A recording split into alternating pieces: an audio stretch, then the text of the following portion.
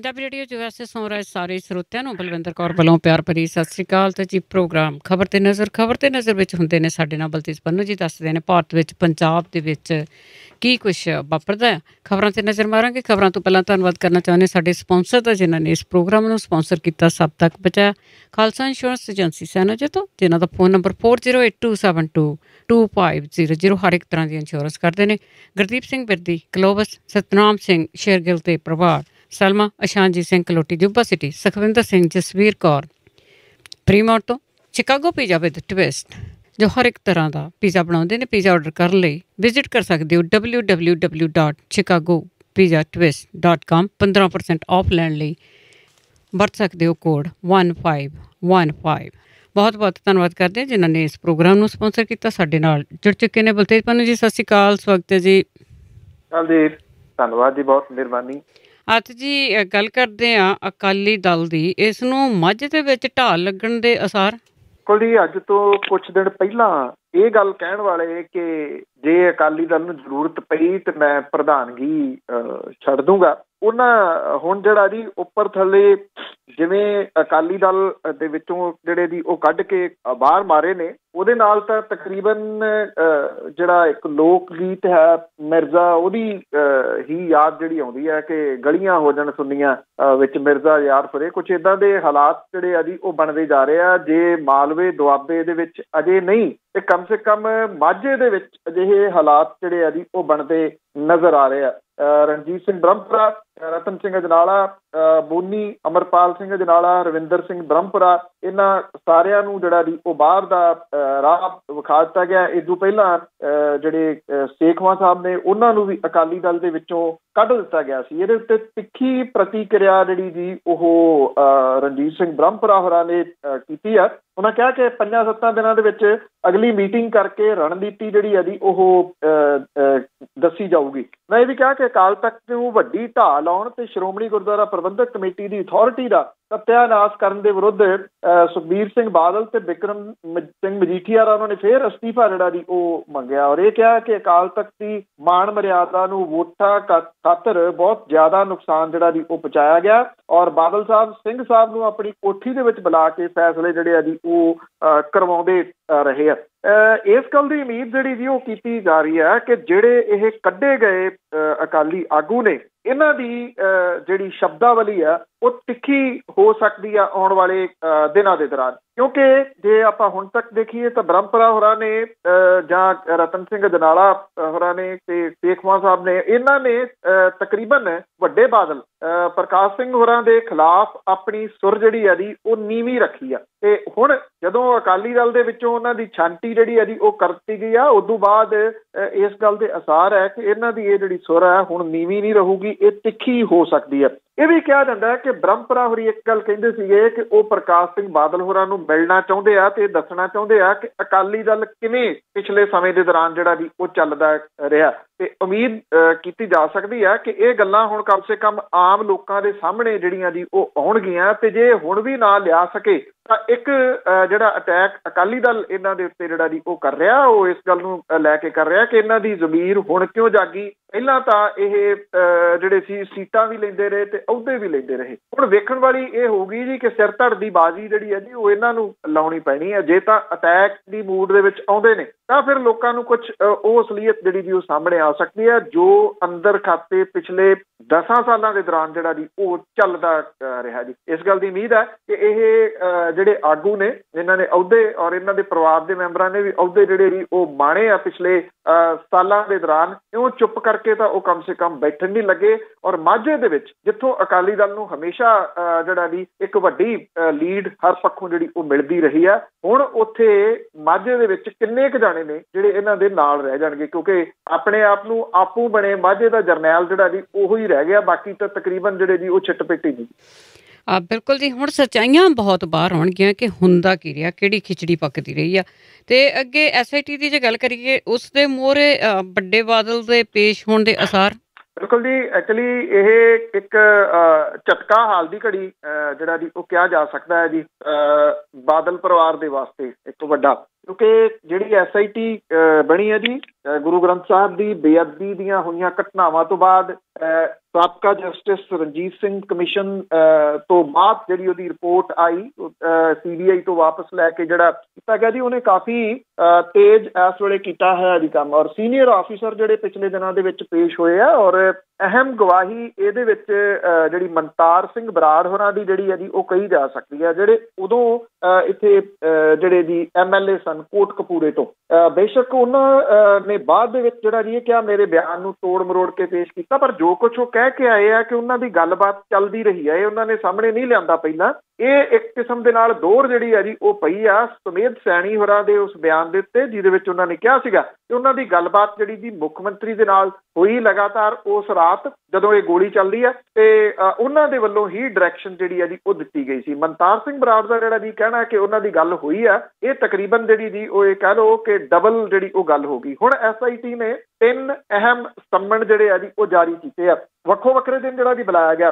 16 ਨਵੰਬਰ ਨੂੰ ਸਾਬਕਾ ਮੁੱਖ ਮੰਤਰੀ ਪ੍ਰਕਾਸ਼ ਸਿੰਘ ਬਾਦਲ ਹੋਰਾਂ ਨੂੰ ਅੰਮ੍ਰਿਤਸਰ ਸੱਦਿਆ ਗਿਆ। ਇਹ ਜਿਹੜੀ SIT ਆ ਇਹਦੇ ਅਹਿਮ ਮੈਂਬਰ ਜਿਹੜੇ ਜੀ ਕੁੰਵਰ ਵਿਜੇ ਪ੍ਰਤਾਪ ਸਿੰਘ ਹੋਰਾਂ ਦੇ ਵੱਲੋਂ ਜਿਹੜਾ ਜੀ ਇਹ ਸੰਮਣ ਜਾਰੀ ਕੀਤੇ ਗਏ ਆ। ਸੁਖਬੀਰ ਸਿੰਘ ਬਾਦਲ ਹੋਰਾਂ ਨੂੰ 19 ਨਵੰਬਰ ਨੂੰ ਸੱਦਿਆ ਗਿਆ ਤੇ ਬੰਬੇ ਫਿਲਮ ਇੰਡਸਟਰੀ ਦਾ ਜਿਹੜਾ ਜੀ ਕਲਾਕਾਰ ਅਕਸ਼ੇ ਕੁਮਾਰ, ਜਿਹਦੀ ਕੋਠੀ ਦੇ ਵਿੱਚ ਜਿਹੜਾ ਸਰਸੇ ਵਾਲੇ ਦੇ ਨਾਲ ਮੀਟਿੰਗ ਸੁਖਬੀਰ ਸਿੰਘ ਬਾਦਲ ਹੋਰਾਂ ਦੀ ਹੋਈ, ਉਹਦੀ ਜਿਹੜੀ ਫਿਲਮ ਸੀ MSG 2 ਉਹਨੂੰ ਲੈ ਕੇ, ਕਿਉਂਕਿ ਇਹ ਗੱਲ ਚੱਲਦੀ ਆ ਕਿ ਉਹਦੀ ਸੌਦੇਬਾਜ਼ੀ ਹੋਈ ਜਿੱਥੋਂ ਇਹ ਸਾਰੀ ਕਹਾਣੀ ਜਿਹੜੀ ਸੀਗੀ ਉਹ ਨਿਕਲੀ ਜੀ, ਤੇ ਉਹਨੂੰ ਮਾਫੀ ਦੇਣ ਵਾਲੀ, ਤੇ ਉਹਦੀ ਫਿਲਮ ਤਾਂ ਕਿ ਚੱਲ ਸਕੇ ਕਿਉਂਕਿ ਉਹਦੇ ਵਿੱਚ ਹਿੱਸਾ ਪੱਤੀ ਰੱਖ ਲਈ ਸੀ ਸੁਖਬੀਰ ਸਿੰਘ ਬਾਦਲ ਹੋਰਾਂ ਨੇ। ਇਹ 3 ਸੰਮਨ ਜਿਹੜੇ ਆ ਜੀ SIT ਦੇ ਵੱਲੋਂ ਜਾਰੀ ਕੀਤੇ ਗਏ ਆ। ਇਹ ਜਿਹੜੇ ਸੰਮਣ ਹੈ ਬਹੁਤ ਸਾਰੇ ਲੋਕਾਂ ਦੇ ਮਨ 'ਚ ਸਵਾਲ ਹੈ ਕਿ ਪੇਸ਼ ਹੋਣਗੇ ਜਾਂ ਨਹੀਂ। ਐਕਚੁਅਲੀ ਇਹ ਜਿਹੜੇ ਸੰਮਣ ਨੇ ਜੀ ਇਹ CRPC ਦੀ ਧਾਰਾ 160 ਦੇ ਤਹਿਤ ਦਿੱਤੇ ਗਏ ਆ। ਇਹਦੇ ਤਹਿਤ ਇਹ ਹੁੰਦਾ ਜੀ ਕਿ ਜਿਹੜਾ ਸੰਬੰਧਿਤ ਵਿਅਕਤੀ ਆ ਉਹਦਾ ਪੇਸ਼ ਹੋਣਾ ਜ਼ਰੂਰੀ ਜਿਹੜਾ ਜੀ ਉਹ ਹੁੰਦਾ ਹੈ। ਹੁਣ ਜਿਹੜੇ ਆ ਜੀ ਇੱਕ ਵੱਡੇ ਸਵਾਲ ਜਿਹੜੇ ਉਹ ਖੜੇ ਹੋ ਰਹੇ ਆ ਇਸ ਸਭ ਕਾਸੇ ਨੂੰ ਲੈ ਕੇ ਕਿ ਜਦੋਂ ਇਹ ਪੇਸ਼ ਹੋਣਗੇ ਉੱਥੇ ਇਹ ਆਪਣਾ ਬਿਆਨ ਜਿਹੜਾ ਜੀ ਉਹ ਕੀ ਦਿੰਦੇ ਆ। ਤੇ ਖਾਸ ਤੌਰ ਦੇ ਉੱਤੇ ਹੁਣ ਤੱਕ ਇਸ SIT ਦੇ ਮੂਹਰੇ ਪੇਸ਼ ਹੋ ਚੁੱਕੇ ADGP Jatinder Jain, IG Paramraj ਉਮਰਾ Nangal, IG Amar Singh Chahal, Faridkot ਦੇ ਸਾਬਕਾ ਡਿਪਟੀ ਕਮਿਸ਼ਨਰ ਜਿਹੜੇ ਨੇ ਜੀ, ਔਰ MS ਜੱਗੀ, ਫਰੀਦਕੋਟ ਦੇ ਸਾਬਕਾ SSP SS ਮਾਨ, ਸਾਬਕਾ ਅਕਾਲੀ ਵਿਧਾਇਕ ਮਨਤਾਰ ਸਿੰਘ ਬਰਾੜ, ਇਹਨਾਂ ਸਣੇ ਜਾਂਚ ਟੀਮ ਦੇ 30 ਪੁਲਿਸ ਅਫਸਰਾਂ ਤੇ ਮੁਲਾਜ਼ਮਾਂ ਤੇ 50 ਹੋਰਨਾਂ ਦੇ ਕੋਲੋਂ ਪੁੱਛ ਪੜਤਾਲ ਜਿਹੜੀ ਹੈ ਜੀ ਉਹ ਕਰ ਚੁੱਕੀ ਹੈ। ਇਸ ਸਾਰੀ ਪੁੱਛ ਪੜਤਾਲ ਤੋਂ ਬਾਅਦ ਇਹ ਸਮਝਿਆ ਜਾ ਸਕਦਾ ਹੈ ਕਿ ਜਿਹੜਾ ਜੀ ਇਹਨਾਂ ਅਹਿਮ ਜਿਹੜੀਆਂ 3 ਜਾਣੇ ਨੇ ਇਹਨਾਂ ਨੂੰ ਸਮਝਣੀ ਕਰਨੀ, ਇਟ ਮੀਨਸ ਕਿ ਇਹ ਜਿਹੜੀ ਹੈ ਜੀ ਇਹ ਕਨਕਲੂਡ ਕਰਨ ਵੱਲ ਨੂੰ SIT ਜਿਹੜੀ ਆ ਉਹ ਵੱਧ ਰਹੀ ਹੈ। ਸਮੁੱਚੀ ਦੁਨੀਆ ਭਰ 'ਚ ਬੈਠਾ ਜਿਹੜਾ ਭਾਈਚਾਰਾ ਹੈ ਜੀ ਉਹ ਇਸ ਉਡੀਕ ਦੇ ਵਿੱਚ ਹੈ ਕਿ ਕਦੋਂ ਇਸ ਮਾਮਲੇ ਦੇ ਵਿੱਚ ਇਨਸਾਫ ਵਾਲਾ ਕੋਈ ਠੰਡਾ ਬੁੱਲਾ ਜਿਹੜਾ ਜੀ ਉਹ ਆਉਂਦਾ ਹੈ, ਕਿਉਂਕਿ ਨਹੀਂ ਤਾਂ ਅਦਰਵਾਈਜ਼ ਇਹ ਟਾਲ ਮਟੋਲ ਵਾਲੀ ਜਿਹੜੀ ਨੀਤੀ ਆ ਉਹੀ ਹੁਣ ਤੱਕ ਜਿਹੜੀ ਉਹ ਚੱਲਦੀ ਰਹੀ ਆ। ਔਰ ਲੋਕਾਂ ਦੇ ਵਿੱਚ ਪ੍ਰਭਾਵ ਜਿਹੜਾ ਜੀ ਵੱਡੀ ਪੱਧਰ ਦੇ ਉੱਤੇ ਇਸ ਗੱਲ ਦਾ ਜਾ ਰਿਹਾ ਕਿ ਸ਼ਾਇਦ ਇਸ ਮਸਲੇ ਦੇ ਉੱਤੇ ਪੰਜਾਬ ਦੀ ਸਰਕਾਰ ਕੁਝ ਕਰਨਾ ਨਹੀਂ ਚਾਹੁੰਦੀ। ਉਹ ਤਾਂ ਸਾਹਮਣੇ ਹੀ ਆ ਜੇ, ਪਰ ਇਹਨਾਂ ਨੇ ਸਿੱਖ ਸਿਧਾਂਤ ਜਿਹੜੇ ਆ ਉਹ ਵੇਚ ਦਿੱਤੇ ਸਾਰੇ। ਤੇ ਅੱਗੇ ਛੱਤੀਸਗੜ੍ਹ ਦੀਆਂ ਜੇ ਗੱਲ ਕਰੀਏ ਤੇ ਉਹਨਾਂ ਦੇ ਪਹਿਲੇ ਪੜਾਅ ਦੀਆਂ ਵੋਟਾਂ ਅੱਜ ਜੀ ਨਕਸਲਾਈਡ ਜਿਹੜਾ ਜੀ ਉਹ ਪ੍ਰਭਾਵਿਤ ਇਹ ਜ਼ਿਲ੍ਹੇ ਨੇ ਜੀ, ਜਿਨ੍ਹਾਂ ਦੇ ਵਿੱਚ ਅੱਜ ਪਹਿਲੇ ਪੜਾਅ ਦੇ ਤਹਿਤ ਹੁਣ ਤੋਂ ਕੁਝ ਸਮਾਂ ਬਾਅਦ ਵੋਟਾਂ ਪੈਣੀਆਂ ਸ਼ੁਰੂ ਹੋ ਜਾਣਗੀਆਂ। 1 ਲੱਖ ਸੁਰੱਖਿਆ ਮੁਲਾਜ਼ਮ ਜਿਹੜੇ ਆ ਜੀ ਤਾਇਨਾਤ ਕੀਤੇ ਗਏ ਆ। ਮਾਓਵਾਦੀਆਂ ਨੇ ਚੋਣਾਂ ਦੇ ਬਾਈਕਾਟ ਦਾ ਜਿਹੜਾ ਜੀ ਉਹ ਸੱਦਾ ਦਿੱਤਾ ਆ। CRPF ਨੇ ਝਾਰਖੰਡ ਦੇ ਵਿੱਚ ਨਕਸਲੀ ਕਾਰਵਾਈਆਂ ਸੰਬੰਧੀ ਖੁਫੀਆ ਜਾਣਕਾਰੀ ਇਕੱਠੀ ਕਰਨ ਦੇ ਵਾਸਤੇ ਜਿਹੜੇ ਇਹਨਾਂ ਦੇ ਸਿਪਾਹੀ ਨੇ ਉਹਨਾਂ ਨੂੰ ਸਥਾਨਕ ਤੇ ਕਬਾਇਲੀ ਲੋਕਾਂ ਦੇ ਵਿੱਚੋਂ ਵਰਤੀ ਜਾਣ ਵਾਲੀ ਭਾਸ਼ਾ ਤੇ ਰਵਾਇਤਾਂ ਦੀ ਟ੍ਰੇਨਿੰਗ ਜਿਹੜੀ ਹੈ ਜੀ ਉਹ ਸ਼ੁਰੂ ਜਿਹੜੀ ਉਹ ਕੀਤੀ ਹੋਈ ਆ ਜੀ। ਔਰ ਜਿਹੜਾ ਜੀ 8 ਨਕਸਲਾਈਟ ਜਿਹੜਾ ਜੀ ਪ੍ਰਭਾਵਿਤ ਡਿਸਟ੍ਰਿਕਟ ਨੇ ਇਹਦੇ ਵਿੱਚ 18 ਸੀਟਾਂ ਦੇ ਉੱਤੇ ਅੱਜ ਵੋਟਾਂ ਪੈਣਗੀਆਂ। ਜਿਹੜੀਆਂ ਨਕਸਲਾਈਟ ਆਰਗੇਨਾਈਜੇਸ਼ਨਸ ਨੇ ਉਹਨਾਂ ਨੇ ਚੋਣਾਂ ਦੇ ਬਾਈਕਾਟ ਦਾ ਐਲਾਨ ਕੀਤਾ ਹੋਇਆ। 15 ਦਿਨਾਂ ਦੇ ਵਿੱਚ ਅੱਧੀ ਦਰਜਨ ਦੇ ਕਰੀਬ ਉਹਨਾਂ ਨੇ ਹਮਲੇ ਕੀਤੇ ਆ। ਇਹਦੇ ਚੋਂ 3 ਵੱਡੇ ਹਮਲੇ ਸੀਗੇ, ਜਿਹਦੇ ਵਿੱਚ ਦੂਰਦਰਸ਼ਨ ਦੇ ਕੈਮਰਾਮੈਨ ਸਣੇ 13 ਲੋਕ ਮਾਰੇ ਗਏ ਸੀਗੇ। ਪੁਲਿਸ ਦੇ ਅਨੁਸਾਰ ਜੀ ਪੋਲਿੰਗ ਪਾਰਟੀਆਂ ਨੂੰ ਉਹਨਾਂ ਦੇ ਟਿਕਾਣਿਆਂ ਤੇ ਪਹੁੰਚਾਉਣਾ ਤੇ ਚੋਣਾਂ ਤੋਂ ਬਾਅਦ ਵਾਪਸ ਲਿਆਉਣਾ ਵੱਡੀ ਚੁਣੌਤੀ ਆ। ਛੱਤੀਸਗੜ੍ਹ ਦੇ ਜਿਹੜੇ ਵਿਸ਼ੇਸ਼ ਡਾਇਰੈਕਟਰ ਨੇ ਉਹਨੇ ਜਿਹੜਾ ਜੀ ਕਿਹਾ ਕਿ ਸ਼ਾਂਤਮਈ ਤਰੀਕੇ ਦੇ ਨਾਲ ਚੋਣਾਂ ਨੇਪਰੇ ਚਾੜਨ ਦੇ ਵਾਸਤੇ ਪਹਿਲੇ ਪੜਾਅ ਦੇ ਤਹਿਤ ਜਿਹੜੀਆਂ ਪੈਰਾਮਿਲਟਰੀ ਫੋਰਸਿਸ ਨੇ ਉਹਨਾਂ ਦੇ ਸਣੇ ਤੇ ਉੱਥੋਂ ਦੀ ਲੋਕਲ ਪੁਲਿਸ ਉਹਦੇ ਸਣੇ 1 ਲੱਖ ਸੁਰੱਖਿਆ ਮੁਲਾਜ਼ਮ ਜਿਹੜੇ ਆ ਜੀ ਉਹ ਤਾਇਨਾਤ ਕੀਤੇ ਗਏ ਆ। ਤਕਰੀਬਨ 3 ਧਿਰੀ ਟੱਕਰ ਜਿਹੜੀ ਹੈ ਜੀ ਉਹ ਕਹੀ ਜਾ ਸਕਦੀ ਹੈ ਇਸ ਨਕਸਲਾਈਟ ਪ੍ਰਭਾਵਿਤ ਜਿਹੜਾ ਜੀ ਉਹ ਸੂਬੇ ਦੇ ਵਿੱਚ। ਇੱਥੇ ਪਹਿਲੀ ਵਾਰੀ ਚੋਣਾਂ ਜਿਹੜੀ ਜੀ ਆਮ ਆਦਮੀ ਪਾਰਟੀ ਵੀ ਲੜ ਰਹੀ ਆ, ਜਿਹਨੇ ਇਹ ਕਿਹਾ ਜੀ ਕਿ ਭ੍ਰਿਸ਼ਟਾਚਾਰ ਮੁਕਤ ਪ੍ਰਸ਼ਾਸਨ ਜਿਹੜਾ ਜੀ ਉਹ ਦਿੱਤਾ ਜਾਊਗਾ, ਕਿਸਾਨਾਂ ਦਾ ਕਰਜ਼ਾ ਮਾਫ ਜਿਹੜਾ ਜੀ ਉਹ ਕੀਤਾ ਜਾਊਗਾ। ਜੇ ਚੋਣ ਮਨੋਰਥ ਪੱਤਰਾਂ ਦੀ ਗੱਲ ਕਰੀਏ ਤਾਂ ਇੰਨਾ ਕੁਛ ਵਧਾ ਚੜਾ ਕੇ ਜਿਹੜਾ ਜੀ ਆਖਿਆ ਗਿਆ ਇੱਥੇ ਜਿਹਦੀ ਪਹਿਲਾਂ ਮਿਸਾਲ ਜਿਹੜੀ ਹੈ ਜੀ ਉਹ ਘੱਟ ਮਿਲਦੀ ਹੈ। ਲਾਰੇ ਤਾਂ ਇੱਥੇ ਦੀਆਂ ਜਿਹੜੀਆਂ ਸਾਰੀਆਂ ਹੈਗੀਆਂ ਪੋਲੀਟੀਕਲ ਪਾਰਟੀਆਂ ਬਹੁਤ ਲਾਉਂਦੀਆਂ ਤੇ ਅੱਗੇ ਜਿਸ ਤਰ੍ਹਾਂ ਹੁਣ ਅਕਾਲੀ ਦਲ ਦੇ ਵਿੱਚ ਬੜਾ ਕੁਛ ਚੱਲ ਰਿਹਾ ਤੇ ਚਟਾਲੇ ਭਰਾਵਾਂ ਦੀ ਜੇ ਗੱਲ ਕਰੀਏ ਹਰਿਆਣੇ ਦੇ ਵਿੱਚ ਤੇ ਉਹਨਾਂ ਦੇ ਵਿਚਕਾਰ ਵੀ ਜਿਹੜੀ ਗੱਲਬਾਤ ਆ ਉਹ ਵੀ ਅੱਧ ਵਿਚਕਾਰ ਹੀ ਰਹਿ ਗਈ।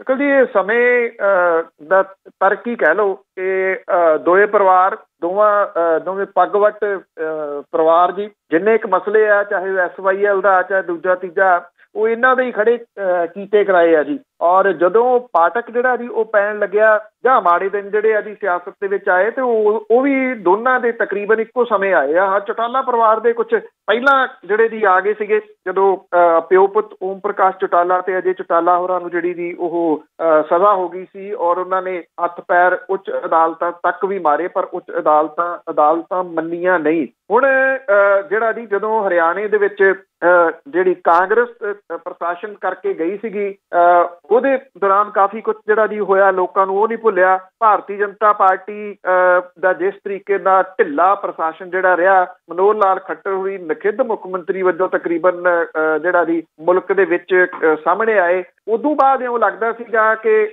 ਕੁਝ ਜਿਹੜਾ ਜੀ ਇਨੈਲੋ ਵਗੈਰਾ ਜਿਹੜੀ ਹੈ ਜੀ ਇਹਨਾਂ ਦਾ ਕੁਝ ਪ੍ਰਭਾਵ ਉੱਥੇ ਵੱਧ ਸਕਦਾ ਹੈ ਤੇ ਬਸਪਾ ਦੇ ਨਾਲ ਵੀ ਇਹਨਾਂ ਨੇ ਸਮਝੌਤਾ ਕਰ ਲਿਆ ਸੀਗਾ। ਪਰ ਜਿਹੜਾ ਪਰਿਵਾਰ ਦਾ ਕਲੇਸ਼ ਹੈ ਜੀ ਉਹ ਇਸ ਵੇਲੇ ਸਿਰ ਚੜ ਕੇ ਬੋਲ ਰਿਹਾ। ਪਿਛਲੇ ਦਿਨੀ ਅਜੇ ਚੌਟਾਲਾ ਦੇ ਦੋਵਾਂ ਮੁੰਡਿਆਂ ਨੂੰ ਜਿਹੜਾ ਸੀਗਾ ਜੀ ਉਹ ਬਾਹਰ ਦਾ ਰਾਹ ਵਿਖਾ ਦਿੱਤਾ ਗਿਆ, ਪਾਰਟੀ ਚ ਦੋਨਾਂ ਨੂੰ ਕੱਢਤਾ।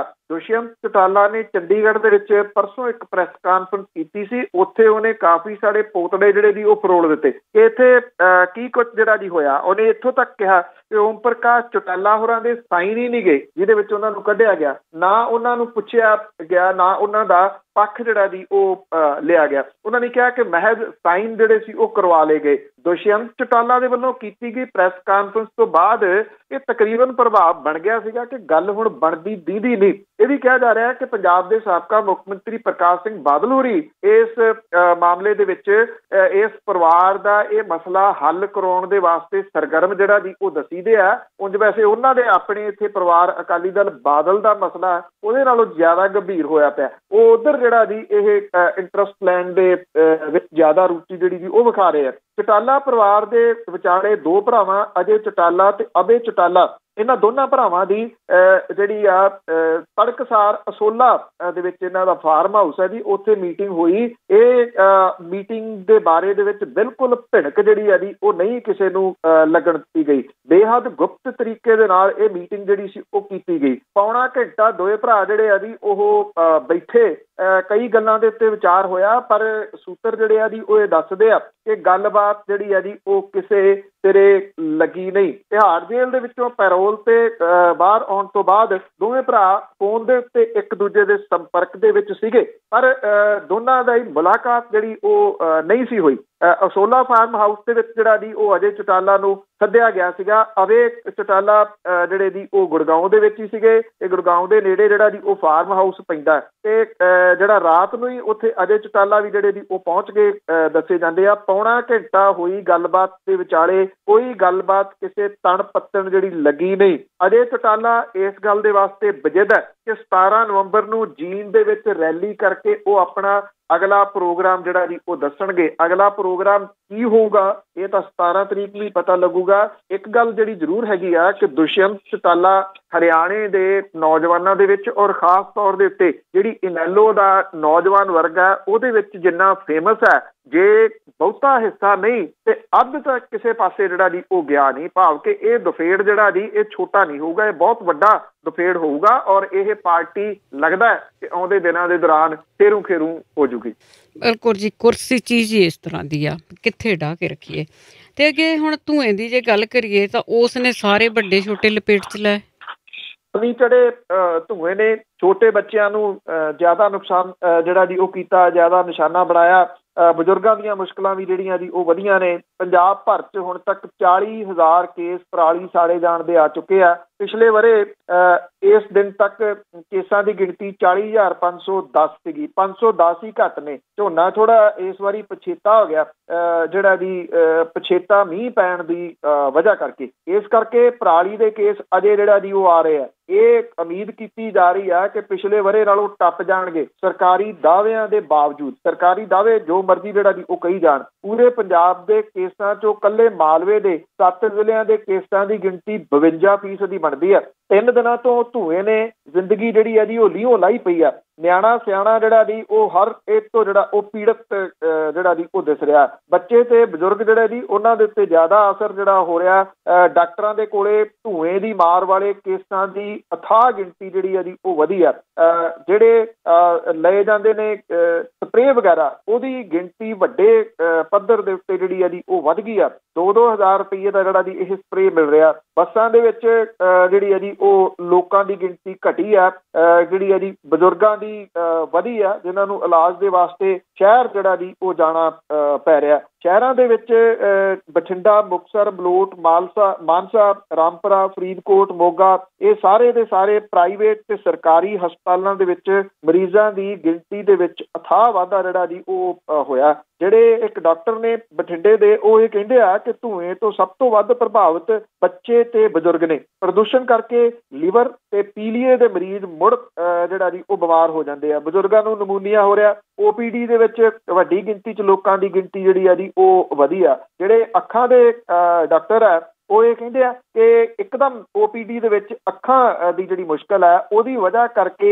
ਲੋਕਾਂ ਦੀ ਗਿਣਤੀ ਜਿਹੜੀ ਆ ਜੀ ਉਹ ਵਧੀ ਆ। ਤੇ ਅੱਖਾਂ ਦੀ ਤਕਲੀਫ ਉਹਨਾਂ ਨੂੰ ਇਸ ਜ਼ਹਿਰੀਲੇ ਧੂਏ ਦੀ ਵਜ੍ਹਾ ਕਰਕੇ ਜਿਹੜੀ ਆ ਜੀ ਹੋ ਰਹੀ ਆ। ਬੱਚਿਆਂ ਦੀ ਛਾਤੀ ਜਾਮ ਹੋਣ ਦੇ ਕੇਸਾਂ ਦੇ ਵਿੱਚ ਵੀ ਜਿਹੜਾ ਜੀ ਉਹ ਵੱਡਾ ਵਾਧਾ ਹੋਇਆ।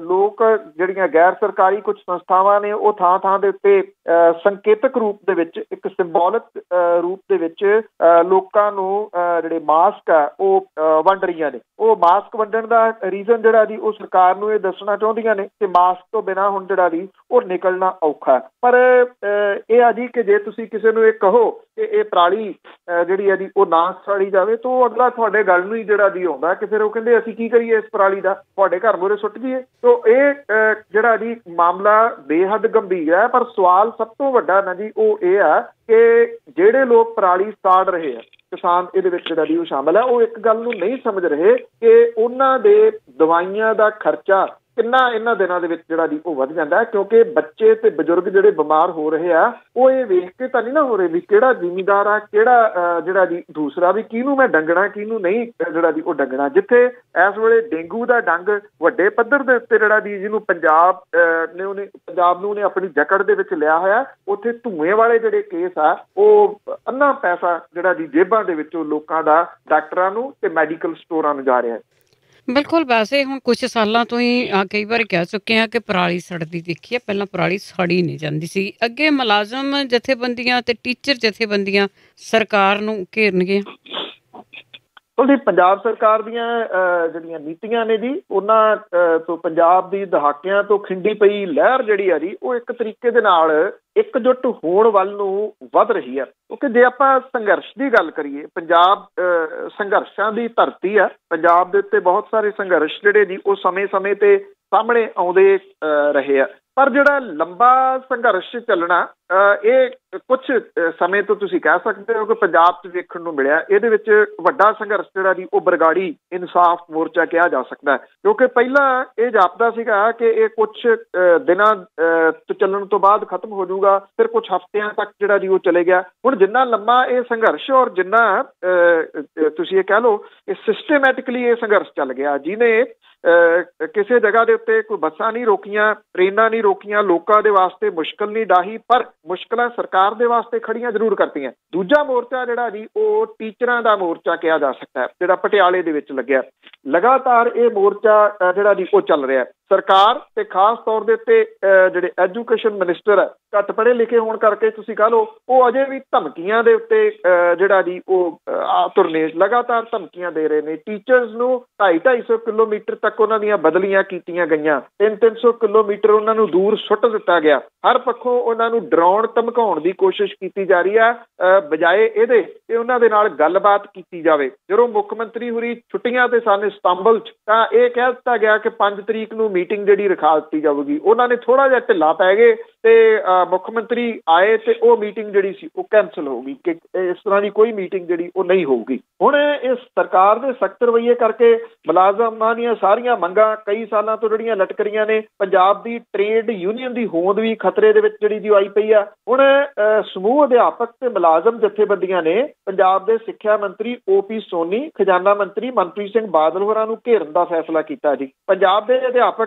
ਪੂਰੀਆਂ ਤਨਖਾਹਾਂ ਵਿੱਚ ਠੇਕਾ ਮੁਲਾਜ਼ਮਾਂ ਨੂੰ ਰੈਗੂਲਰ ਕਰਨ ਸਣੇ ਹੋਰ ਮੰਗਾਂ ਲਈ ਤਿੱਖਾ ਸੰਘਰਸ਼ ਚਲਾ ਰਹੇ ਆ। ਪਰ ਜਿਹੜੇ ਮੰਤਰੀ ਨੇ ਸੋਨੀ ਹੋਰੀ, ਉਹਨਾਂ ਦੀ ਸੁਣਵਾਈ ਕਰਨ ਦੀ ਥਾਂ ਅਧਿਆਪਕਾਂ ਦੀਆਂ ਮੁਅੱਤਲੀਆਂ ਬਦਲੀਆਂ ਦੇ ਰਾਹ ਜਿਹੜੇ ਦੀ ਉਹ ਪਏ ਹੋਏ ਆ ਔਰ ਵੱਡੀਆਂ ਮੁਸੀਬਤਾਂ ਖੜੀਆਂ ਕਰਕੇ ਡਰਾਉਣ ਦੇ ਪਾਸੇ ਤੁਰੇ ਹੋਏ ਆ। ਦੂਜੇ ਪਾਸੇ ਟ੍ਰੇਡ ਯੂਨੀਅਨਾਂ ਵਿੱਚ ਆਮ ਚਰਚਾ ਹੈ ਕਿ ਖਜ਼ਾਨਾ ਮੰਤਰੀ ਨੇ ਵਿੱਤ ਵਿਭਾਗ ਦੀ ਕਮਾਂਡ ਸਾਂਭਣ ਤੋਂ ਬਾਅਦ ਮੁਲਾਜ਼ਮਾਂ ਦੀਆਂ ਮੰਗਾਂ ਨਾ ਮੰਨਣ ਦੇ ਨਵੇਂ ਰਿਕਾਰਡ ਜਿਹੜੇ ਆ ਜੀ ਉਹ ਸਥਾਪਿਤ ਕਰਤੇ ਹੈ ਔਰ ਜਨਵਰੀ 17 ਤੋਂ ਹੁਣ ਤੱਕ ਕੇਂਦਰੀ ਪੈਟਰਨ ਤੇ ਬਣਦੀਆਂ DA ਦੀਆਂ 16% 4 ਕਿਸ਼ਤਾਂ ਰੋਕ ਕੇ ਇਹ ਕਿਸ਼ਤਾਂ ਰੋਕਣ ਦਾ ਨਵਾਂ ਰਿਕਾਰਡ ਜਿਹੜਾ ਜੀ ਉਹ ਬਣਾਤਾ ਹੈ। ਇਹ ਕਿਹਾ ਜਾ ਰਿਹਾ ਹੈ ਕਿ ਟ੍ਰੇਡ ਯੂਨੀਅਨਾਂ ਤੇ ਅਧਿਆਪਕ ਜਥੇਬੰਦੀਆਂ ਇਹ ਰਲੇਵਾਂ ਜਿਹੜਾ ਜੀ ਉਹ ਕਰਕੇ ਇਕੱਠਾ ਸੰਘਰਸ਼ ਜਿਹੜਾ ਜੀ ਉਹ ਵਿੱਢ ਸਕਦੀਆਂ ਨੇ ਤੇ ਬਿਨਾਂ ਕਿਸੇ ਸ਼ੱਕ ਦੇ ਜੇ ਇਹ ਇਕੱਠੇ ਹੋ ਕੇ ਸੰਘਰਸ਼ ਜਿਹੜਾ ਜੀ ਉਹ ਲੜਦੀਆਂ ਨੇ ਤੇ ਸਰਕਾਰ ਦੇ ਵਾਸਤੇ ਨਵੀਆਂ ਮੁਸੀਬਤਾਂ ਜਿਹੜੀਆਂ ਆਉਂਦੇ ਦਿਨਾਂ ਦੇ ਦੌਰਾਨ ਖੜੀਆਂ ਕਰ ਦੇਣਗੀਆਂ। ਜਦੋਂ ਸੰਘਰਸ਼ ਲੰਮਾ ਚੱਲਦਾ ਤਾਂ ਉਦੋਂ ਇੱਕੋ ਚੀਜ਼ ਜਿਹੜੀ ਹੁੰਦੀ ਹੈ ਕਿ ਸਰਕਾਰ ਪਾੜੋ ਵਾਲੀ ਜਿਹੜੀ ਹੈ ਜੀ ਉਹ ਰਾਜਨੀਤੀ ਅਪਣਾਉਂਦੀ ਹੈ, ਜੋ ਉਹਨੇ ਟੀਚਰਸ ਦੇ ਮਾਮਲੇ ਦੇ ਵਿੱਚ ਵੀ ਜਿਹੜਾ ਜੀ ਉਹ ਅਪਣਾਈ। ਜੇ ਅਜਿਹਾ ਕੁਝ ਜਿਹੜਾ ਜੀ ਇਹਦੇ ਤੋਂ ਇਹ ਸੁਹਿਰਦ ਹੋ ਕੇ ਗਾਂਹ ਚੱਲ ਪਏ ਤੇ ਬਿਨਾਂ ਕਿਸੇ ਸ਼ੱਕ ਦੇ ਜੀ ਇਹ ਇਕੱਠੇ ਹੋ ਕੇ ਜਿਹੜਾ ਉਹ ਲੰਬਾ ਸੰਘਰਸ਼ ਵੀ ਲੜ ਸਕਦੇ ਆ ਤੇ ਸਰਕਾਰ ਲਈ ਮੁਸੀਬਤਾਂ ਵੀ ਖੜੀਆਂ ਕਰ ਸਕਦੇ। ਬਿਲਕੁਲ, ਇਹ ਇੱਕ ਦਿਨ ਸਮਝਣਾ ਵੀ ਪਊਗਾ ਸਾਰਿਆਂ ਨੂੰ। ਤੇ ਅੱਗੇ ਗੱਲ ਕਰਦੇ ਹਾਂ ਜੀ, ਸ਼੍ਰੋਮਣੀ ਕਮੇਟੀ ਦੀ ਜਿਹੜੀ ਜਿਹੜੀ ਮੀਟਿੰਗ ਆ ਉਹ ਹੋਣੀ ਆ ਤੇ ਨਾਲ ਦੀ ਨਾਲ ਉਸ ਕਮੇਟੀ ਦੇ ਵਿੱਚ ਕਹਿੰਦੇ ਨਵੇਂ ਚਿਹਰੇ ਲਿਆਂਦੇ ਜਾਣਗੇ, ਪਰ ਜਿਹੜੇ ਲੋਕ ਸ਼੍ਰੋਮਣੀ ਕਮੇਟੀ ਨਾਲ ਸੰਬੰਧਿਤ ਆ ਉਹ ਵੀ ਆਪਣੀਆਂ ਵੱਖਰੀਆਂ ਮੀਟਿੰਗਾਂ ਕਰ ਰਹੇ ਆ। ਇਹ ਬੜਾ ਅਹਿਮ ਰਹੂਗਾ ਜੀ। ਜਦੋਂ ਆਪਾਂ ਸਭ ਤੋਂ ਪਹਿਲੀ ਜਿਹੜੀ ਗੱਲ ਕੀਤੀ ਮਾਝੇ ਦੇ ਵਿੱਚ ਜਿਸ ਕਿਸਮ ਦੇ ਨਾਲ ਕੱਢੇ ਗਏ ਆ ਜੀ ਉੱਪਰ ਥੱਲੇ ਆਗੂ ਜਿਹੜੀ ਵੱਡੀ ਗਿਣਤੀ ਦੇ ਵਿੱਚ, ਉਹਨੇ ਮਾਝੇ ਦੀ ਰਾਜਨੀਤੀ ਦੇ ਉੱਤੇ ਇੱਕ ਵੱਡਾ ਸਵਾਲੀਆ ਚਿੰਨ੍ਹ ਜਿਹੜਾ ਜੀ ਉਹ ਖੜਾ ਕਰ ਦਿੱਤਾ। ਅਕਾਲੀ ਦਲ ਬਾਦਲ ਦੇ ਕਬਜ਼ੇ ਦੇ ਵਿੱਚ ਹੈ ਸ਼੍ਰੋਮਣੀ ਗੁਰਦੁਆਰਾ ਪ੍ਰਬੰਧਕ ਕਮੇਟੀ, ਕਿਸੇ ਵੱਡੀ ਬਗਾਵਤ ਦੀ ਉਮੀਦ ਤਾਂ ਹੈ ਨਹੀਂ ਗੀ। ਉਹਦਾ ਕਾਰਨ ਇਹ ਆ ਕਿ ਪਿਛਲੇ ਦਿਨਾਂ ਦੇ ਵਿੱਚ ਜਦੋਂ ਸੁਖਬੀਰ ਸਿੰਘ ਬਾਦਲ ਹੋਰਾਂ ਨੇ ਕੱਲੇ ਦੇ ਨਾਲ ਮੀਟਿੰਗ ਕੀਤੀ ਸੀ ਤੋਂ ਬਾਹਰ ਆ ਕੇ ਜਿਹੜੇ ਮੈਂਬਰ ਸੀਗੇ ਜੀ ਉਹ ਇਸ ਗੱਲੋਂ ਬੜੇ ਖੁਸ਼ ਸੀ ਵੀ ਅਸੀਂ ਬਾਦਲ ਪਰਿਵਾਰ ਦਾ ਘਰ ਪਹਿਲੀ ਵਾਰੀ ਅੰਦਰੋਂ ਵੇਖ ਲਿਆ। ਉਸੇ ਕਹਿੰਦੇ ਸੀ ਕਿ ਜਿਹੜੇ ਉੱਥੇ ਮਟਰ ਪਨੀਰ ਦੀ ਸਬਜ਼ੀ ਬਹੁਤ ਵਧੀਆ ਸੀ, ਪਹਿਲੀ ਵਾਰੀ ਉਹਨਾਂ ਨੇ ਮਟਰ ਪਨੀਰ ਦੀ ਸਬਜ਼ੀ ਬਾਦਲ ਪਰਿਵਾਰ ਤੋਂ ਜਿਹੜੀ ਉਹ ਖਾਧੀ। ਜਿਹੜੇ ਮਟਰ ਪਨੀਰ ਤੇ ਘਰ ਅੰਦਰੋਂ ਵੇਖਣ ਦੇ ਵਾਸਤੇ ਖੁਸ਼ ਹੈ, ਕਿਸੇ ਵੱਡੀ ਬਗਾਵਤ ਦੀ ਉਮੀਦ ਤਾਂ ਉਹਨਾਂ ਤੋਂ ਨਹੀਂ ਕੀਤੀ ਜਾ ਸਕਦੀ ਕਿ ਕੋਈ ਬਹੁਤ ਵੱਡੀ ਬਗਾਵਤ ਹੋ ਜਾਊਗੀ। ਪਰ ਇੰਨਾ ਜ਼ਰੂਰ ਹੈ ਬਦਲੇ ਹੋਏ ਹਾਲਾਤਾਂ ਦੇ ਵਿੱਚ ਇਹਦਾ ਥੋੜਾ ਜਿਹੜਾ ਜੀ ਉਹ ਸੌਖਾ ਨਹੀਂ ਰਹਿ ਜਾਊਗਾ। ਸਰਬਸੰਮਤੀ ਦੇ ਨਾਲ ਇਹ ਚੋਣ ਹੋਣ ਦੇ ਆਸਾਰ ਬਹੁਤ ਜਿਹੜੇ ਜੀ ਉਹ ਘੱਟ ਹੈ। ਅੱਜ ਸਰਗਰਮੀਆਂ ਦਾ ਗੜ ਬਣਿਆ ਰਹੂਗਾ ਅੰਮ੍ਰਿਤਸਰ, ਜਿੱਥੇ ਬਾਗੀ ਜਿਹੜੇ ਧੜੇ ਆ ਉਹ ਵੇਖਦੇ ਆ ਕਿੰਨੇ ਕੁ ਨੂੰ ਭੰਨ ਤੋੜ ਜਿਹੜੀ ਹੈ ਜੀ ਉਹ ਕਰ ਸਕਦੇ ਆ। ਇਹ ਸਾਲਾਨਾ ਇਜਲਾਸ 13 ਨਵੰਬਰ ਨੂੰ ਜਿਹੜਾ ਸੱਦਿਆ ਗਿਆ ਭਲਕੇ ਤੇਜਾ ਸਿੰਘ ਸਮੁੰਦਰੀ ਹਾਲ ਦੇ ਵਿੱਚ ਦੁਪਹਿਰੇ 1 ਵਜੇ ਸ਼ੁਰੂ ਹੋਊਗਾ। ਜਨਰਲ ਇਜਲਾਸ ਦੇ ਵਿੱਚ ਸ਼੍ਰੋਮਣੀ ਗੁਰਦੁਆਰਾ ਪ੍ਰਬੰਧਕ ਕਮੇਟੀ ਦੇ ਪ੍ਰਧਾਨ, ਸੀਨੀਅਰ ਮੀਤ ਪ੍ਰਧਾਨ, ਜਨਰਲ ਸਕੱਤਰ, ਅੰਤਰਿੰਗ ਕਮੇਟੀ ਦੇ ਮੈਂਬਰਾਂ ਦੀ ਚੋਣ ਜਿਹੜੀ ਹੈ ਜੀ ਉਹ ਕੀਤੀ ਜਾਊਗੀ। ਇਹ ਕਿਹਾ ਜਾ ਰਿਹਾ ਕਿ ਅਕਾਲੀ ਦਲ ਨੂੰ ਅੰਦਰੋਂ ਅੰਦਰ ਹੀ ਹੁਣ ਜਿਹੜਾ ਡਰ ਸਤਾ ਰਿਹਾ ਉਹ ਇਹ ਆ ਕਿ ਇਹ ਸੰਸਥਾ ਜਿਹੜੀ ਦੀ ਬਦਨਾਮ ਬਹੁਤ ਹੋ ਗਈ, ਇਹਦੇ ਅਹੁਦੇਦਾਰ ਬਦਨਾਮ ਹੋ ਗਏ। ਸੰਸਥਾ ਤਾਂ ਬਦਨਾਮ ਨਹੀਂ ਹੋਈ, ਅਹੁਦੇਦਾਰ ਇਹਦੇ ਬਦਨਾਮ ਹੋ ਗਏ, ਜਿਹਦੇ ਕਰਕੇ ਇਸ ਵਾਰੀ ਸ਼੍ਰੋਮਣੀ ਕਮੇਟੀ ਦੇ ਅਹੁਦੇਦਾਰਾਂ ਅੰਤਰਿੰਗ ਕਮੇਟੀ ਖਾਸ ਤੌਰ ਦੇ ਉੱਤੇ ਜਿਹੜੀ ਆ ਉਹਦੇ ਵਿੱਚ ਕਈ ਨਵੇਂ ਚਿਹਰੇ ਜਿਹੜੇ ਆ ਜੀ ਉਹ ਸ਼ਾਮਲ ਕੀਤੇ ਜਾ ਸਕਦੇ ਆ। ਇਹ ਵੀ ਕਿਹਾ ਜਾ ਰਿਹਾ ਹੈ ਕਿ ਨਵੀਂ ਟੀਮ ਦੇ ਵਿੱਚ ਸੂਝਵਾਨ ਦੂਰ ਦ੍ਰਿਸ਼ਟੀ ਵਾਲੇ ਮੈਂਬਰਾਂ ਨੂੰ ਮੌਕਾ ਦੇਣ ਦੇ ਰੌਂ ਦੇ ਵਿੱਚ ਹੈ ਤਾਂ ਕਿ ਇਹਦੀ ਜਿਹੜੀ ਸਾਖ ਹੈ ਉਹਨੂੰ ਮੁੜ ਕੇ ਵਿਸ਼ਵ ਪੱਧਰ ਦੇ ਉੱਤੇ ਪਹਿਲਾਂ ਵਾਲੀ ਜਗ੍ਹਾ ਦੇ ਉੱਤੇ ਜਿਹੜਾ ਜੀ ਉਹ ਲਿਆਂਦਾ ਜਾ ਸਕੇ, ਕਿਉਂਕਿ ਗੁਰੂ ਨਾਨਕ ਸਾਹਿਬ ਦਾ 550 ਸਾਲਾ ਪ੍ਰਕਾਸ਼ ਪੁਰਬ ਤੇ ਸ਼੍ਰੋਮਣੀ ਕਮੇਟੀ ਦੇ ਸ਼ਤਾਬਦੀ ਸਮਾਗਮ ਵੀ ਜਿਹੜੇ ਆ ਜੀ ਉਹ ਆ ਰਹੇ ਆ। ਹੁਣ ਵੇਖਦੇ ਆ ਇਹ ਚਿਹਰੇ, ਕਿਉਂਕਿ ਲੈਣੇ ਤਾਂ ਉਹਨਾਂ ਦੇ ਵਿੱਚੋਂ ਹੀ ਆ ਜਿਹੜੇ ਚੁਣੇ ਹੋਏ ਆ, ਜਿਹੜੇ ਮਟਰ ਪਨੀਰ ਤੇ ਖੁਸ਼ ਹੋ ਰਹੇ ਆ ਤੇ ਜਿਹੜੇ ਅੰਦਰੋਂ ਘਰ ਵੇਖ ਕੇ ਤੇ ਡਾਈਨਿੰਗ ਟੇਬਲ ਜਿਹੜਾ ਜੀ ਵੇਖ ਕੇ ਉਹੋ ਹੀ ਖੁਸ਼ ਹੋ ਕੇ ਖੀਵੇ ਹੋਏ ਫਿਰਦੇ ਸੀ। ਹੁਣ ਇਹਨਾਂ ਦੇ ਵਿੱਚ ਸਿਆਣੇ, ਸੂਝਵਾਨ, ਦੂਰ ਦ੍ਰਿਸ਼ਟੀ ਵਾਲੇ ਜਿਹੜੇ ਜੀ, ਇਹ 2-3 ਲਫ਼ਜ਼ ਨੇ ਬੜੇ ਭਾਰੇ ਭਾਰੇ, ਇਹ ਕਿਹੜੇ ਜਿਹੜੇ ਜੀ ਉਹ ਲੱਭੇ ਜਾਂਦੇ ਆ, ਇਹ ਵੇਖਣ ਵਾਲੀ ਗੱਲ ਹੋਊਗੀ। ਉਹ ਤਾਂ ਇਹਨਾਂ ਨੇ ਰਹਿਣ ਹੀ ਨਹੀਂ ਦਿੱਤੇ ਜੀ। ਤੇ ਅਖੀਰ ਦੇ ਵਿੱਚ ਆਪਾਂ ਫਰੀਦਕੋਟ ਰਿਆਸਤ ਦੀ ਮਹਾਰਾਣੀ ਦੀ ਮੌਤ ਉਸ ਦੀ ਗੱਲ ਕਰਦੇ ਹਾਂ। ਬਿਲਕੁਲ ਜੀ, ਇਹ ਜਿਹੜਾ ਫਰੀਦਕੋਟ ਰਿਆਸਤ ਦਾ ਆਖਰੀ ਮਹਾਰਾਜਾ ਸੀਗਾ ਜੀ ਹਰਿੰਦਰ ਸਿੰਘ ਬਰਾੜ, ਉਹਦੀ ਪੁੱਤਰੀ ਦੀਪਿੰਦਰ ਕੌਰ 82 ਸਾਲਾਂ ਦੀ ਸੀ, ਉਹਦਾ ਜਿਹੜਾ ਜੀ ਦੇਹਾਂਤ ਹੋ ਗਿਆ। ਮਹਾਰਾਣੀ ਦੀਪਿੰਦਰ ਕੌਰ ਰਾਜਾ ਹਰਿੰਦਰ ਸਿੰਘ ਵੱਲੋਂ ਫਰੀਦਕੋਟ ਰਿਆਸਤ ਦੀਆਂ ਜਾਇਦਾਦਾਂ ਸਾਂਭਣ ਵਾਸਤੇ ਬਣਾਏ ਗਏ ਮਹਾਰਾਵਲ ਖੇਵਾਜੀ ਟਰਸਟ ਦੀ ਚੇਅਰਪਰਸਨ ਸੀਗੀ। ਦੀਪਿੰਦਰ ਕੌਰ ਦਾ ਵਿਆਹ 1959 ਦੇ ਵਿੱਚ ਵਰਧਮਾਨ ਰਿਆਸਤ ਜਿਹੜੀ ਪੱਛਮੀ ਬੰਗਾਲ 'ਚ ਪੈਂਦੀ ਆ, ਉਹਦੇ ਮਹਾਰਾਜਾ ਵੀਰ ਜੈਵਰਧਨ ਦੇ ਵੱਡੇ ਪੁੱਤ ਸਦਾ ਚੰਦ ਮਹਿਤਾਬ ਨਾਲ ਹੋਇਆ ਸੀਗਾ। ਔਰ ਮਹਾਰਾਣੀ ਦੇ ਦੇਹਾਂਤ ਦੇ ਮੌਕੇ ਜੀ ਉਹਨਾਂ ਦੀ ਕੁੜੀ ਨਿਸ਼ਾ ਤੇ ਉਹਦਾ ਪੁੱਤ ਜੈ ਚੰਦ ਮਹਿਤਾਬ ਉਹਨਾਂ ਦੇ ਕੋਲੇ ਮੌਜੂਦ ਸੀਗੇ। ਜੈ ਚੰਦ ਮਹਿਤਾਬ ਤੇ ਜਤਿੰਦਰ ਕੌਰ ਮਹਿਮੂਆਣਾ ਜਿਹੜੀ ਆ ਜੀ, ਉਹਨੇ ਕਿਹਾ ਕਿ ਦੀਪਿੰਦਰ ਕੌਰ ਦਾ ਅੱਜ ਅੰਤਮ ਸੰਸਕਾਰ ਜਿਹੜਾ ਜੀ ਉਹ ਸ਼ਾਹੀ ਸਮਾਧਾਂ ਫਰੀਦਕੋਟ ਆ ਉੱਥੇ ਕੀਤਾ ਜਾਊਗਾ। ਫਰੀਦਕੋਟ ਦੇ ਅੰਤਰਿਮ ਮਹਾਰਾਜਾ ਹਰਿੰਦਰ ਸਿੰਘ ਬਰਾੜ ਦੀਆਂ 3 ਕੁੜੀਆਂ ਸੀਗੀਆਂ। ਇਹਦੇ 'ਚ ਸਭ ਤੋਂ ਛੋਟੀ ਮਹੀਪਿੰਦਰ ਕੌਰ ਦੀ 16 ਸਾਲ ਪਹਿਲਾਂ ਮੌਤ ਹੋ ਗਈ ਸੀ। ਰਾਜਕੁਮਾਰੀ ਅੰਮ੍ਰਿਤ ਕੌਰ ਨੂੰ ਮਹਾਰਾਜਾ ਨੇ ਵਸੀਅਤ 'ਚੋਂ ਬੇਦਖਲ ਕਰ ਦਿੱਤਾ ਸੀਗਾ। ਫਰੀਦਕੋਟ ਰਿਆਸਤ ਦੀਆਂ ਦੇਸ਼ ਵਿਦੇਸ਼ ਦੇ ਵਿੱਚ 20,000 ਕਰੋੜ ਰੁਪਏ ਮੁੱਲ ਦੀਆਂ ਜਾਇਦਾਦਾਂ ਨੇ। ਇਹਨਾਂ ਦੀ ਸਾਂਭ ਸੰਭਾਲ ਲਈ ਮਹਾਰਾਵਲ ਖੇਵਾਜੀ ਟਰਸਟ ਬਣਾਇਆ ਗਿਆ ਸੀਗਾ। ਕੁਝ ਸਮਾਂ ਪਹਿਲਾਂ ਹਰਿੰਦਰ ਸਿੰਘ ਬਰਾੜ ਦੀ ਰਿਆਸਤੀ ਜਾਇਦਾਦ ਬਾਰੇ ਕੀਤੀ ਵਸੀਅਤ ਨੂੰ ਅਦਾਲਤ ਨੇ ਰੱਦ ਕਰ ਦਿੱਤਾ ਸੀਗਾ। ਹੁਣ ਇਹ ਮਾਮਲਾ ਹਾਈ ਕੋਰਟ ਦੇ ਵਿਚਾਰ ਅਧੀਨ ਹੈ ਤੇ 21 ਨਵੰਬਰ ਨੂੰ ਇਸ ਮਾਮਲੇ ਤੇ ਮੁੜ ਕੇ ਸੁਣਵਾਈ ਜਿਹੜੀ ਹੈ ਜੀ ਉਹ ਸ਼ੁਰੂ ਹੋ ਰਹੀ ਹੈ। ਮਹਾਰਾਜਾ ਹਰਿੰਦਰ ਸਿੰਘ ਬਰਾੜ 16 ਅਕਤੂਬਰ 1999 ਨੂੰ ਉਹਦੀ ਮੌਤ ਜਿਹੜੀ ਜੀ ਹੋਈ ਸੀ, ਔਰ ਉਸ ਤੋਂ ਬਾਅਦ ਉਹਦੇ ਇਕਲੌਤੇ ਮੁੰਡੇ ਹਰਮਹਿੰਦਰ ਸਿੰਘ ਦੀ 1981 ਦੇ ਵਿੱਚ ਦਿੱਲੀ ਦੇ ਵਿੱਚ ਜਿਹੜੀ ਆ ਜੀ ਉਹ ਮੌਤ ਹੋ ਗਈ ਸੀਗੀ। ਪਟਿਆਲਾ ਜਿਹੜਾ ਜੀ ਵਿਰਾਸਤ ਆ, ਪਟਿਆਲਾ ਜਿਹੜਾ ਖਾਨਦਾਨ ਹੈ, ਉਸ ਤੋਂ ਬਾਅਦ ਫਰੀਦਕੋਟ ਦੀ ਇੱਕ ਵੱਡੀ ਰਿਆਸਤ ਤੇ ਇਹ ਰਾਜੇ ਦਾ ਰਜਵਾੜਾ ਸ਼ਾਹੀ ਜਿਹੜਾ ਜੀ ਉਹ ਪਰਿਵਾਰ ਸੀ। ਜੀ ਬਹੁਤ ਬਹੁਤ ਧੰਨਵਾਦ ਬਲਤੇਜ ਪੰਨੂ ਜੀ। ਮਿਹਰਬਾਨੀ ਜੀ, ਧੰਨਵਾਦ ਜੀ, ਸਤਿ ਸ਼੍ਰੀ ਅਕਾਲ। ਸਤਿ ਸ਼੍ਰੀ ਅਕਾਲ ਜੀ। ਤੇ ਸਰੋਤੇ ਸਨ ਬਲਤੇਜ ਪੰਨੂ ਜੀ ਸਾਡੇ ਨਾਲ ਜੁੜਦੇ ਨੇ, ਕਰਦੇ ਨੇ ਖਬਰਾਂ। ਇਸੇ ਦੇ ਨਾਲ ਸਾਡਾ ਅੱਜ ਦਾ ਬੁਲਟਨ ਇੱਥੇ ਹੀ ਸਮਾਪਤ। ਬਲਵਿੰਦਰ ਕੌਰ ਵੱਲੋਂ ਆਪ ਸਭ ਨੂੰ ਹੀ ਪਿਆਰ ਭਰੀ ਸਤਿ ਸ਼੍ਰੀ ਅਕਾਲ।